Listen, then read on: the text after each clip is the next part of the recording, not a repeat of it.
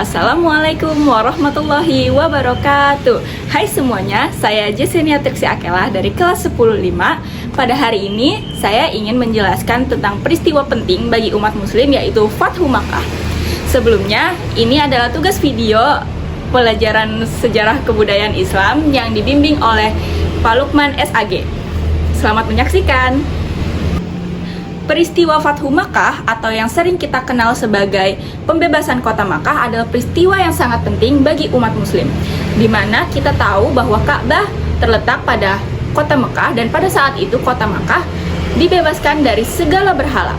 Nah, pada zaman dahulu, tepatnya bulan Zulhijjah pada tahun 6 Hijriah, pasukan kaum muslimin datang dari kota Madinah menuju kota Makkah untuk menjalankan ibadah umroh juga kurban.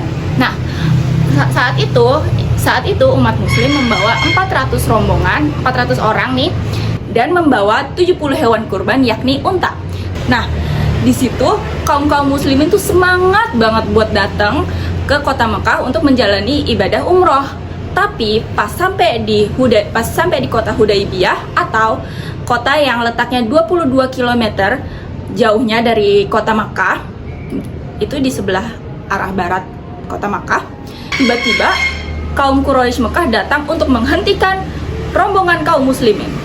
Nah, kok tiba-tiba kaum muslimin diberhentiin nih sama kaum Quraisy? Sebenarnya kaum Quraisy itu pas itu mikir, kenapa nih kaum muslimin datang? Mereka pasti mau nyerbu kita. Padahal enggak, mereka datang untuk menjalankan ibadah umroh dan kurban. Nah, karena sudah diberhentikan dan memang dilarang keras untuk Nabi Muhammad dan para sahabatnya dan 400 orang lainnya untuk datang memasuki kota Makkah, lalu terciptalah 5 perjanjian yang dibuat oleh kaum muslimin dan kaum Quraisy yang sampai saat ini disebut Perjanjian Hudaybiyah. Yang pertama, gencatan antara kaum muslimin dan kaum Quraisy selama dalam kurun waktu 10 tahun. Tidak akan ada tindakan buruk atau permusuhan di antara kedua belah pihak. Yang kedua, jika ada kaum Quraisy yang datang kepada Nabi Muhammad, maka diperbolehkan untuk kembali. Namun, jika kaum muslimin ada yang datang ke kaum Quraisy, maka itu keputusannya diserahkan kepada kaum Quraisy mau dikembalikan atau tidak kaum muslimin itu.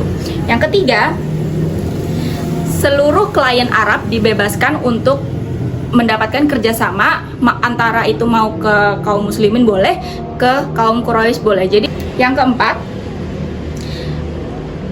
pada tahun perjanjian ini dibuat atau tahun 6 Hijriah, itu kan kaum muslimin tidak boleh ke Mekah. Nah, tapi pada tahun selanjutnya diperbolehkan, namun hanya 3 hari dan hanya boleh bersenjata pedang.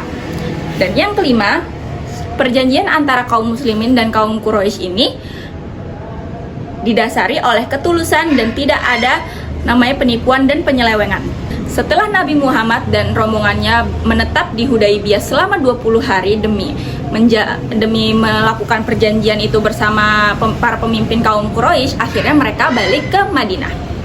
Dalam perkembangannya, seperti yang tercantum dalam perjanjian, suku Khuza'ah dan suku Bakar akhirnya mereka berunding dan memutuskan untuk akhirnya Khuza'ah bergabung dengan kaum muslimin dan suku Bakar bergabung dengan kaum Quraisy. Nah, sebenarnya di sini beberapa sahabat Nabi itu ada yang nggak setuju dengan perjanjian yang telah dibuat oleh Nabi, karena terasa di sini tuh sepertinya kaum muslimin dirugikan gitu.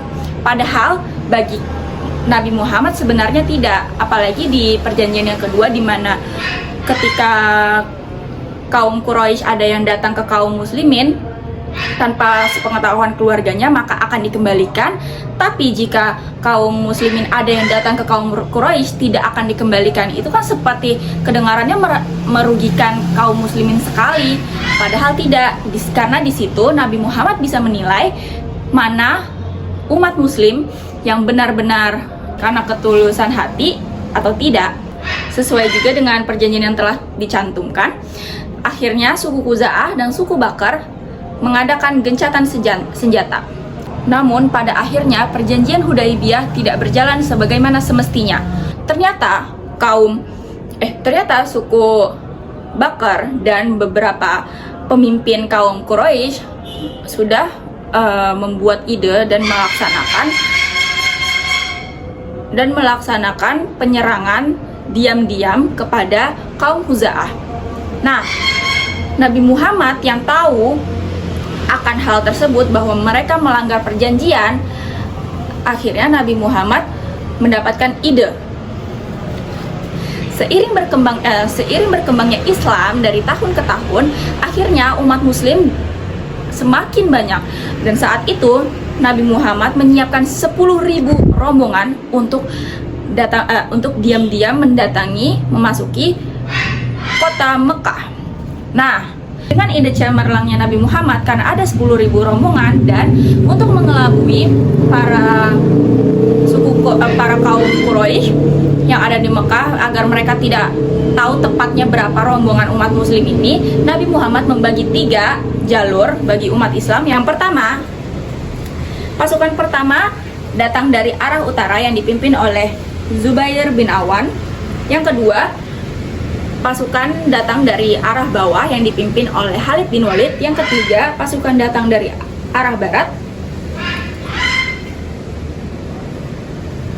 yang dipimpin oleh Sa'ad bin Ubadah.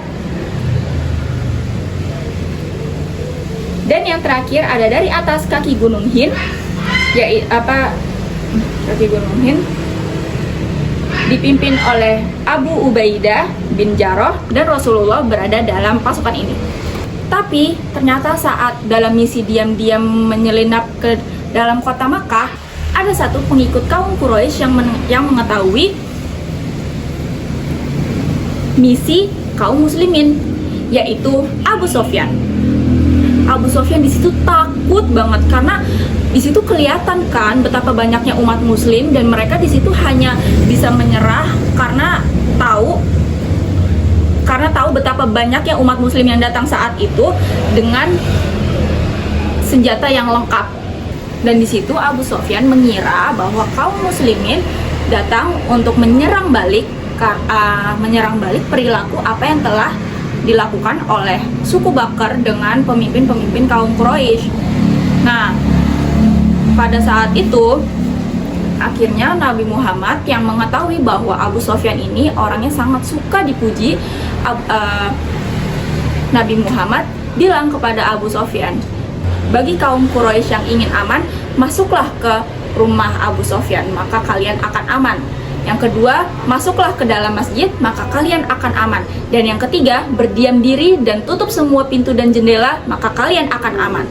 Di sana, karena Abu Sufyan merasa, wah, spesial banget nih gue, kok sampai rumah gue tuh jadi tempat yang aman. Bahkan Rasulullah sendiri yang bilang.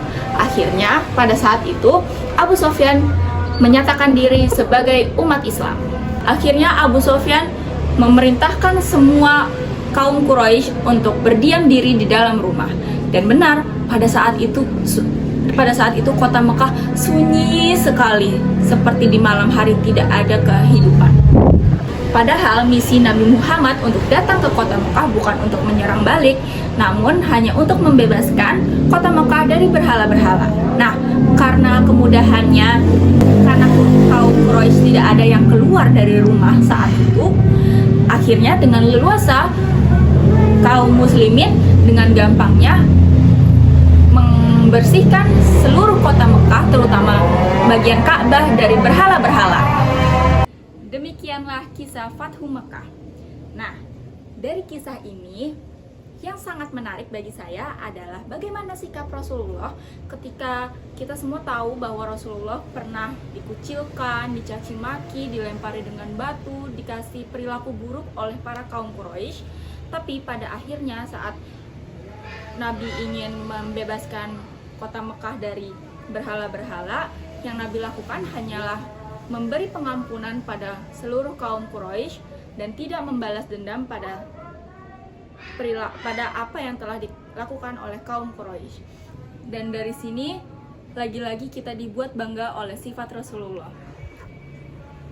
karena hanya beliaulah satu-satunya yang pantas kita idolakan.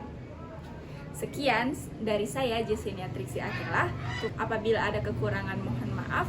Wabila taufiq wal hidayah. Wassalamualaikum warahmatullahi wabarakatuh.